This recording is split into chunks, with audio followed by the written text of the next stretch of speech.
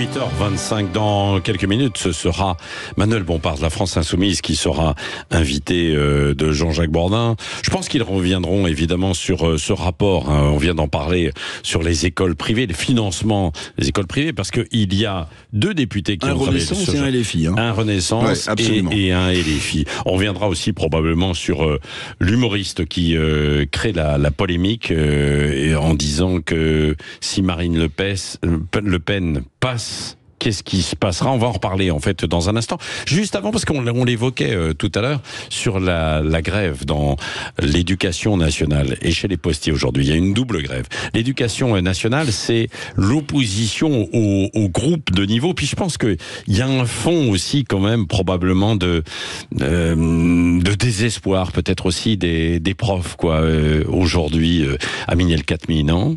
Non, mais il y a peut-être, oui, effectivement, un sujet autour de la vocation, d'un métier qui est quand même devenu pénible.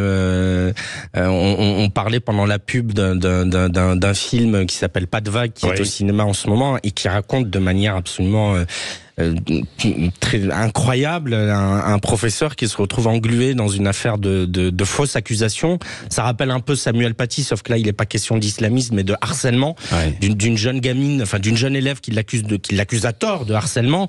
Et effectivement on sort de ce film et on se dit, c'est un film en plus inspiré de faits réels, donc ça c'est une histoire vraie, et on se dit comment on peut encore avoir précisément la vocation d'aller pour un salaire qui est objectivement pas quand même mirobolant. On rappelle que dans la moyenne de l'OCDE, la France, même si ça a un peu évolué ces dernières années, reste globalement en dessous de la moyenne de l'OCDE par rapport à la rémunération des enseignants. Vous vous retrouvez face à des classes difficiles. Dans un pays où maintenant on a tué 2 enseignants, où on menace, où un proviseur est obligé de partir à la retraite, de se mettre en retrait plusieurs mois avant sa retraite, on comprend qu'il y a un vrai sujet quand même. Oui, Éric Revel. Oui, Amine a tout dit, problème de salaire, problème de valorisation d'un travail. Il faut avoir la foi. En tout cas, pour aller s'engager aujourd'hui. Puis vous ne savez pas où vous allez être nommé. Oui, bien sûr. Dans quelle académie, devant quels élèves. Et effondrement aussi de ce qui faisait qu'on écoutait un prof ou un maître ou une maîtresse d'école, c'était aussi l'autorité. Effondrement de l'autorité. Et puis quand même, quand vous écoutez des profs dans des endroits chauds, ils ont la trouille d'enseigner certaines matières parce qu'ils ont peur de choquer. Donc il y a aussi ça, il y a aussi simplement la peur au quotidien de faire son métier. Et c'est pas juste l'assassinat de 2 profs qui leur fait peur, c'est tout le contexte autour de l'enseignement. On pourrait se dire peut-être que finalement dans le public c'est trop délicat et trop difficile et on va dans le privé, on l'évoquait, l'école privée tout à l'heure. Sauf que non, c'est exactement la même chose.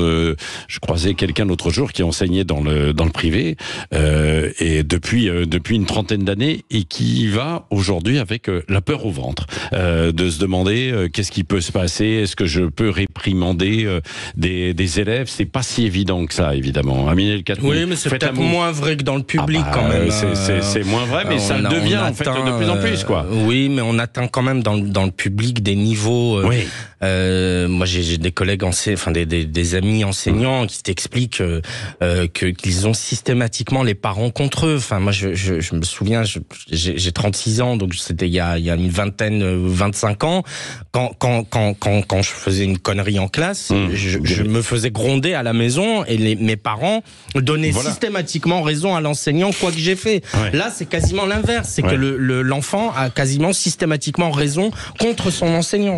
Un mot de la grève des postiers. Éric Revel, vous qui connaissez, spécialiste de l'économie, notamment qui connaissait ce secteur. De toute manière, on est dans une transformation totale aussi. C'est ça, le modèle de la Poste est en pleine mutation profonde, rapide. Le développement évidemment des emails a condamné une large partie du courrier qu'on oblitérait.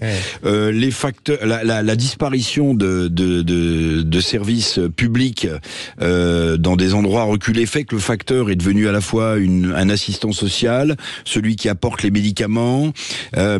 Donc tout ça, évidemment, c'est un changement de métier. Est-ce que les formations en face ont été adéquates? Je n'en sais rien. Mais ce bouleversement, évidemment, c'est plus le métier du facteur traditionnel. Non. Donc c'est une mutation ils le disent, totale. Ils le revendiquent, ça. Ils disent parfois on compte uniquement rentabilité sur le nombre de lettres déposées, alors que bien souvent on est là aussi pour parler, pour échanger, quoi. Oui, alors c'est un nouveau rôle. Ouais. C'est un nouveau rôle pour les factrices et les facteurs. Je comprends que ça modifie le boulot pour lequel vous étiez engagé. Maintenant, cette mutation-là, elle est vraie dans toutes les postes du monde. Dans toutes les postes du monde, le courrier oblitéré s'effondre. Un dernier mot, Amine El Khatmi. Ce matin, vous dénonciez en fait les propos d'une humoriste là qui disait si Marine Le Pen passe, elle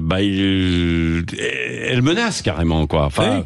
Pas directement dans ses propos, mais elle se pose la question, non? Oui, elle fait de l'apologie. Il y a eu d'ailleurs des signalements au titre de l'article 40. Ce qui serait intéressant, effectivement, je crois que Manuel Bompard est l'invité de Jean-Jacques Bourdin, c'est de demander à un certain nombre, puisque cette humoriste se réclame de la gauche, elle est sur France Inter, elle parlait dans un débat organisé par Mediapart.